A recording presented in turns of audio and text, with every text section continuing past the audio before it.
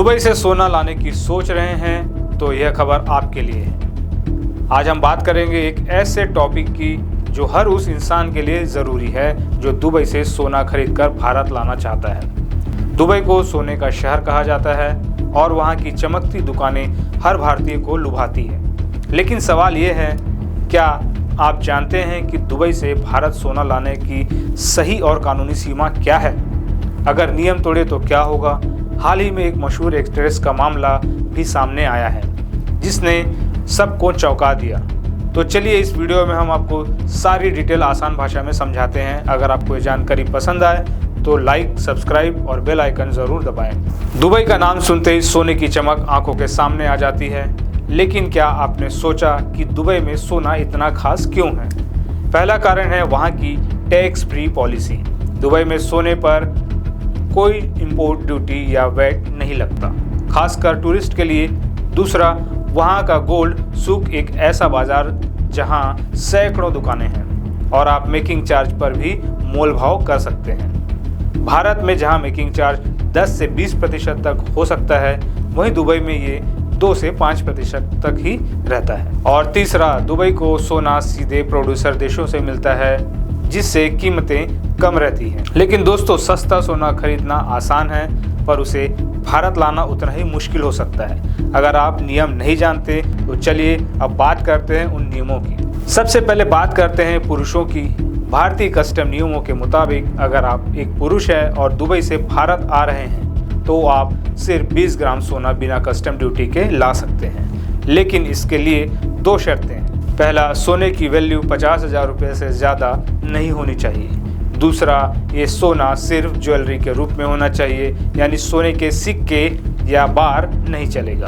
अगर आप 20 ग्राम से ज़्यादा लाते हैं तो बाकी पर आपको ड्यूटी देनी पड़ेगी। अभी की ड्यूटी रेट है 6%, जिसमें 1.25% सोशल वेलफेयर सरचार्ज भी शामिल है। और हाँ, अगर आप दुबई में 6 महीने से ज़्यादा रहे हैं तो आप 1 किलो तक सोना ला सकते हैं, लेकिन उस पर 14% ड्यूटी देनी होगी।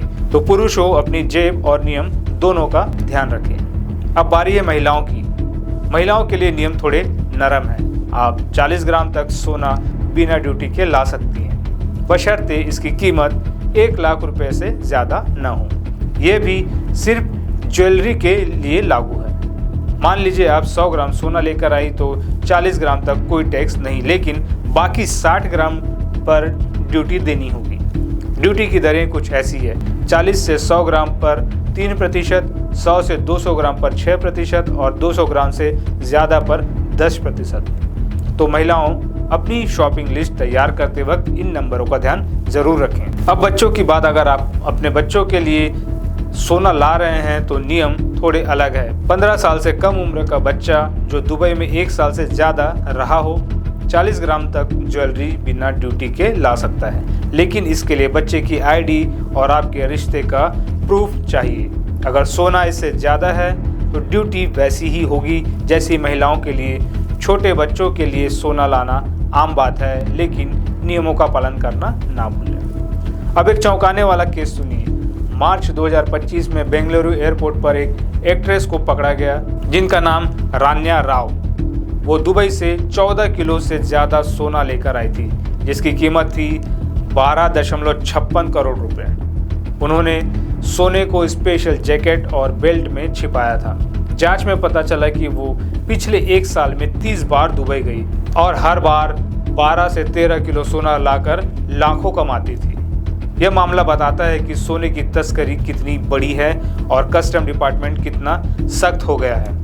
तो दोस्तों, नियम तोड़ने की गलती बिल्कुल ना करें। तो सोना लाते वक्त क्या क्या ध्यान रखें? पहला, सोने की खरीद का बिल और प्योरिटी सर्टिफिकेट अपने पास रखें। दूसरा, अगर सोना सीमा से ज़्यादा है तो एयरपोर्ट पर रेड चैनल में डिक्लेयर करें। तीसरा, सोने को हैंडबैग में रखें ताकि चोरी ना हो। और चौथा, सिक्के या बार लाने से बचें क्योंकि इन पर छूट नहीं मिलती।